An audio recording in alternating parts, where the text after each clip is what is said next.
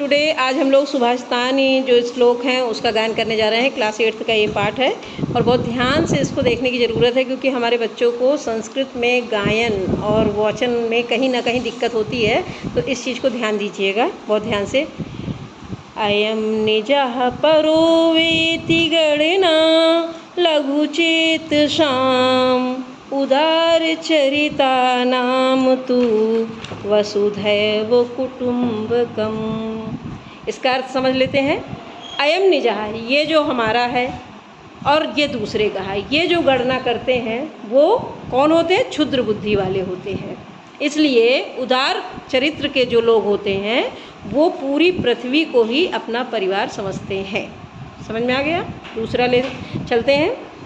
सर्वपर्वशं दुःखं सर्वमात्मवशं सुखं एतद् विद्यात् समासेन लक्षणं सुख दुःखयोः। कह रहे हैं कि दूसरे के वशीभूत रहना दुख है और अपने पैरों पे खड़े होना, अपने वश में रखना, ये सुख है। क्यों? क्योंकि यही विद्या में सुख दुख का लक्षण बताया गया है।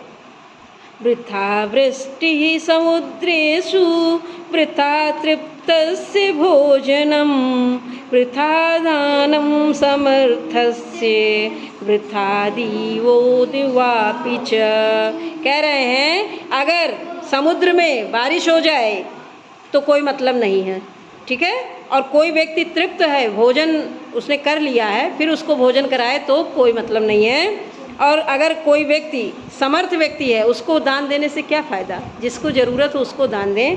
और उसी प्रकार से ये बेकार है जैसे दिन में हम दिया जला लें। सूर्य के प्रकाश में यदि हम दिया जला लें तो कोई मतलब है? रात में महत्व है उसका, दिन में दिया का कोई महत्व नहीं है। आगे चलें।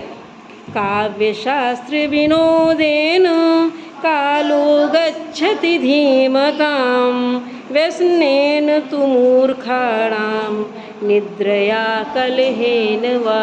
कह रहे हैं कि काव्य शास्त्र, कविताओं में पढ़ने में जो बुद्धिमान लोग होते हैं उनका समय व्यतीत होता है, और जो दुर्जन लोग होते हैं, मूर्ख लोग होते हैं, उनका या तो सोने में व्यतीत होगा या तो लड़ाई करने में व्यतीत होगा, या फिर बुरा काम करने में। बुरे काम कैसे हैं? जैसे कि लोग एक दूसरे को गाली देना या फिर हाँ कोई भी काम करने में। चलिए आगे देखें।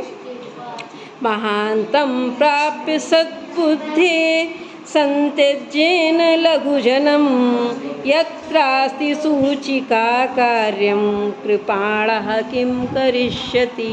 इसका श्लोक का अर्थ देख लेते हैं। कह रहे हैं कि अगर आपको महान व्यक्ति मिल जाए तो छोटे व्यक्ति को त्याग नहीं देना चाहिए। क्यों नहीं त्याग देना चाहिए बताइए? इसलिए कि जब आपको कपड़ा सिलने की ज़रूरत पड़ती है तो सुई जो काम करेगी वो तलवार नहीं करेगी। इसलिए आपको ऐसा नहीं करना चाहिए। आगे चलें।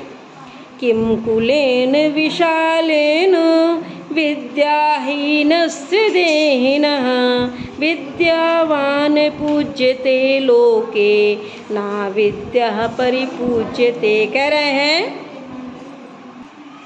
रहे हैं विशाल कुल में जन्म लेने से ही व्यक्ति बहुत महान नहीं होता है, और अगर वो विद्या से हीन है तो कोई मतलब नहीं है, कितना भी बड़ा कुल हो, उसका परिवार हो, कोई मतलब नहीं। क्योंकि विद्वान व्यक्ति जो होता है इस संसार में पूजा जाता है, और जो अज्ञानी व्यक्ति है उसकी कोई न सराहना करता ना ही पूजा जाता है इस संसार में। नेक्स्ट लास्ट है। वेशेन वपुषा वाचा विद्या विनयेन च वकारैः पंचभिर्युक्तो नरो भवति पूजितः।